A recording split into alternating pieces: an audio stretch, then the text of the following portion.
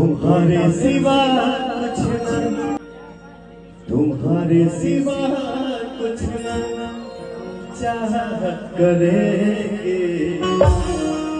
ये सब तक जिएंगे, मोहब्बत करेंगे। जो वैसे तो पूरे देश भर में 25 मार्च को होली था, लेकिन शायद एक कहावत है ना कि लोग जहाँ से सोचना बंद कर देते हैं वहाँ से बिहार के लोग सोचना शुरू करते हैं। और ठीक ऐसा ही मंजर इस होली पे दिखा है, क्योंकि पूरे बिहार में 25 नहीं बल्कि 26 मार्च को होली मनाया गया। और इस बीच तमाम वीडियो सोशल मीडिया पर ट्रेंड कर रहे हैं, जिसमें पावर स्टार पवन सिंह और उनकी पत्नी ज्योति सिंह की होली वीडियो की पब्लिक डिमांड कर रही है। हालांकि आप सभी को बता दें कि पवन सिंह ने अपनी पत्नी ज्योति सिंह के साथ होली सेलिब्रेट किया इस बार। और शायद पहली बार होली पे पावर स्टार पवन सिंह और ज्योति सिंह ने एक साथ होली खेला। इसकी वीडियो भी आप सभी सोशल मीडिया पे बहुत ही जल्द देख पाएंगे।